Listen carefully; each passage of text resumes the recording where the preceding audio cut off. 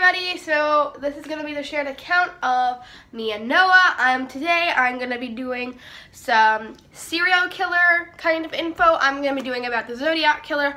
I should continue to do this, and I will do about more unknown serial killers, but I kind of want to start the series off with somebody that kind of everybody knows, the sniffling or whatever, because I am sick or have allergies. I cannot tell. So let's get right on into this. Okay, so basically what happened, there are 4 separate attacks that killed about 5 people. That's what I'm hearing from Noah. I'm gonna just check up on that. So I'm gonna just look up how many people the Zodiac killer killed. How many people does the Zodiac killer kill?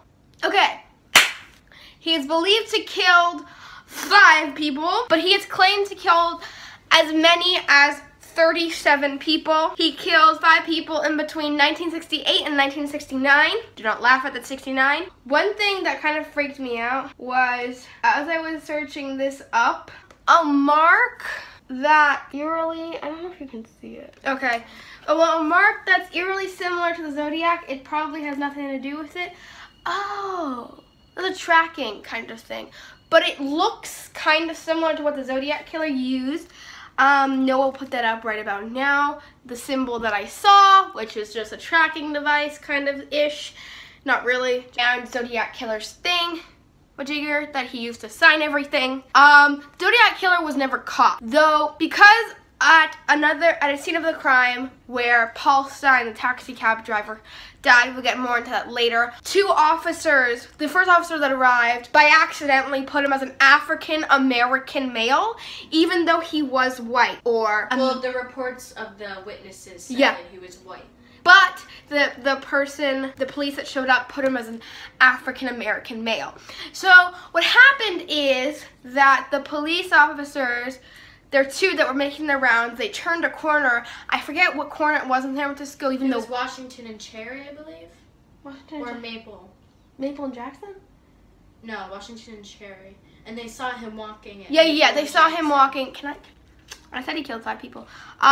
So basically, what happened is the police officers literally ran into the Zodiac killer. Zodiac killer wrote many letters to the editors of many newspapers and the police. Noah put up a few right now, and he wrote codes and ish, and basically they saw the Zodiac killer, didn't think anything of it because the stupid friggin' Zodiac killer was white, but they put him as African American. I mean, how dumb do you have to be? Probably as dumb as me, but that's a hypothetical question, so do you want to answer that? So he operated in Northern America, Benicia, Vallejo, Lake Berryessa, and San Francisco between December 1968 and October 1969, though he continued to write letters until I think up about the 1980s. I'm not sure. Okay, so I don't know when the communication stopped. Do not quote me, but I think it was around... Wait, hold on. Quick thing. Are you talking about the one where Arthur Lee Allen? No, I'm talking about when the communication stopped. Yeah, that's Arthur Lee Allen. That's where he comes in. So the thing is... No. I'm talking about when they stopped coming in. Like, what year they stopped coming in. That's what I'm talking about. I haven't gotten to suspects yet. Oh, okay. So I think they stopped coming at 1980. I'm kind of unsure. I'm sorry. Okay, first off, let's get into this. So there are 3 suspects that I suspect and Noah suspects. I personally believe that it was Lawrence Kane, Arthur Lee Allen, or someone junior. Earl Best One Jr. Earl Von Best Jr. Earl Von Best Jr. Yeah, so those are about the 3 that we believe. So basically, that's what we believe. Let's get into this, shall we? So first, we're gonna go over the murders and everything. Then we're gonna go over all the suspects. And then we're gonna end the video. Easy peasy, lemon squeezies. Okay, so let's get into victims. I don't know why I said that so weird. The first very effed up thing that he did. Not the first, but the first thing that kind of got to me, even though he murdered people, was Kathleen Johns was driving from San Bernardino to Petaluma to visit her mother. I'm getting this all from Wikipedia, so please do not judge if this is not correct. While heading west on Highway 1:32 near Modesto, a car behind her, unbeknownst to her, carrying the Zodiac killer, began to honk its horn and flash his headlights at her. She pulls over on the side of the road, being like, man, what the F is your problem, man? Like, why the hell you bother me? She was 7 months pregnant with a 10-month-old daughter. So a baby. She was carrying a baby and had a baby, okay? So he said, the Zodiac killer, said that her right rear wheel, it was wobbling, and offered to tighten it for her. But he did the opposite. No, he loosened it. And she did not have the tools to put it back on. So guess what she did? It's being the 1970s. Everybody kind of trusted everybody because there weren't a lot of serial killers back then. There probably were, but there just wasn't as observed as today. After finishing his work, the man drove off. Yet, when Johns, pulled forward to re-enter the highway to get to her mother's house, the wheel almost immediately came off the car. So the wheel went, bitch, bye, and like rolls off the car. And the man returned, offering to drive her to the nearest gas station for help. She and her daughter climbed into the car. Stupid idea, people. Do not climb into people's cars, especially when they just loosened your wheel. Run, woman, run. Run with your pregnant self. I don't know what this movement was. That was not supposed to be what it was. They passed several service stations. So once you pass the first service station, you're like, this is a little fishy. Second service station, you are like, something's definitely up. Third service station, you better get the hell out of that car, girl. Better run.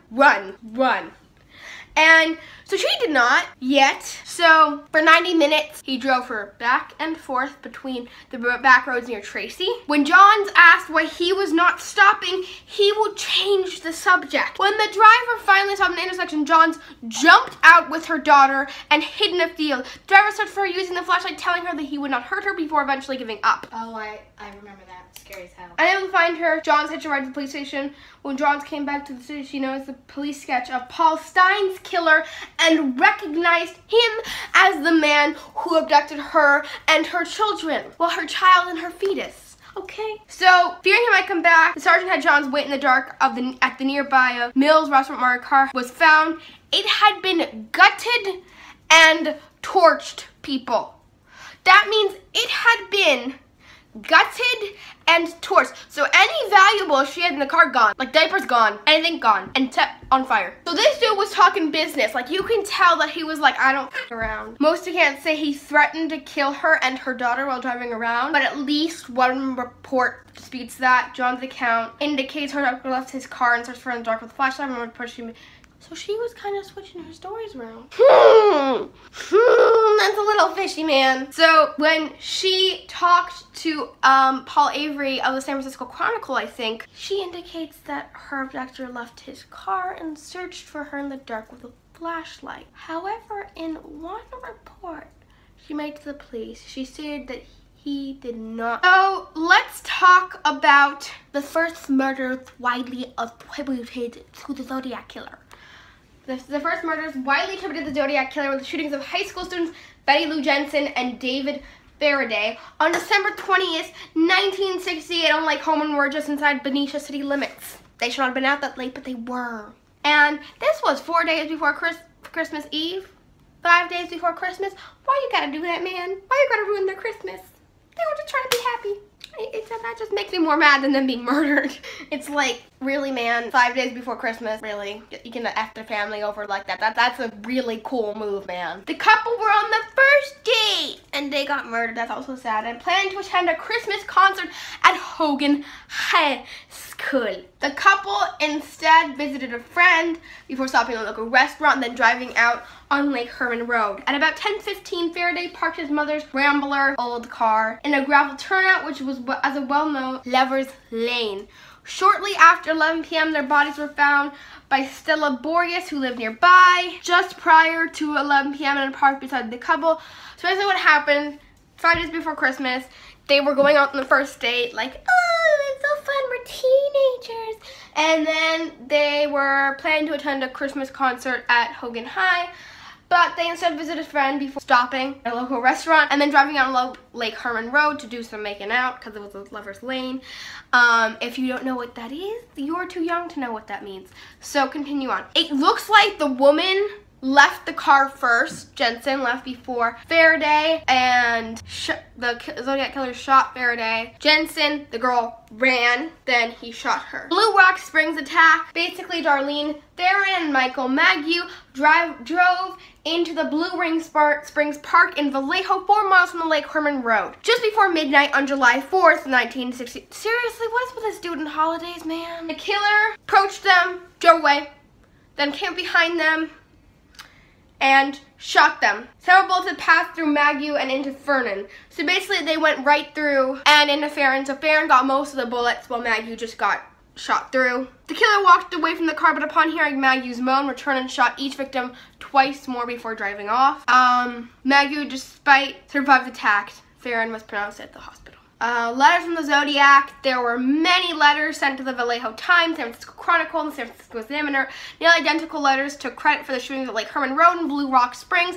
Each letter also included 1/3 of a 408 symbol cryptogram, which the killer claimed contained his identity. The killer demanded for they be printed on each paper's front page, where he would cruise around all weekend, killing lone people in the night, then moving on to kill again until end up with 12 people over the weekend. So he basically planned to kill 12 people over the weekend, which is fabulous. So the Chronicle published its third of the cryptogram.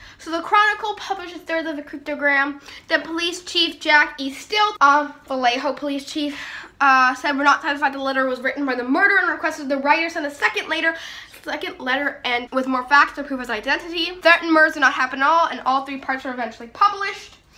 Another letter was received at the San Francisco Examiner with salutation. Dear editor, this is the Zodiac speaking. This is the first time that he's like, I'm the Zodiac, bitches. What up? So on August 8th, 1969, one day after the letter was received for Dear Editor, this is the Zodiac speaking, and 7 days after the letter, the third of the cryptogram, was published in Chronicle. It contained a misspelled message in which the killer said he's collecting slaves for the afterlife. In the decoded text, and the killer said that he would not give away his identity because it would slow down or stop his slave collection. This is what the killer said, quote unquote. I like killing people because it's so much more fun. It is more fun than killing wild game in the forest because man is the most dangerous animal of all.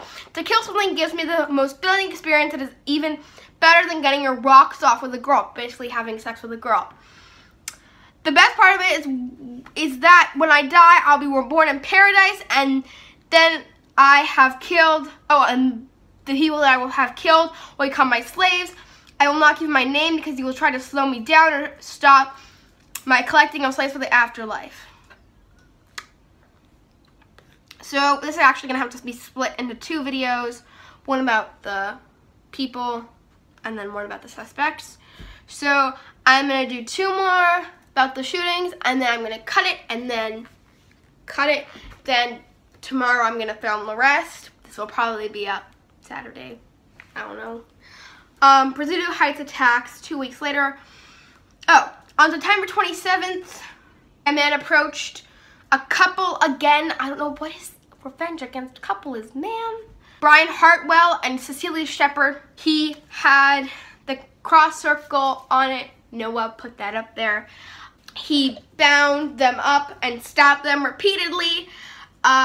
After hearing their screams for help, a man and his son who were fishing in a nearby cove discovered the victims and summoned help by contacting park rangers. This was in Napa. Hartnell survived. 2 weeks later, on October 11th, 1969, cab driver Paul Stein was killed in San Francisco, Washington Maple Streets in Presidio Heights. For reasons unknown, Stein drove 1 block past Maple Cherry Street. The passenger shot Stein once in the head with a 9mm, took Stein's wallet and car keys and tore away a section of Stein's blood-stained shirt tail. This passenger was observed by 3 teenagers across the street at 9:55 p.m. who called the police while the crime was in progress. They observed a man walking down the cab before walking away towards Presidio and 1 block north. This is where the people thought he was African American and he wasn't, so they were in big trouble. And this is becoming a really long video. I'm gonna cut it short and I will continue on. Let's hope this happens tomorrow. Bye, mates!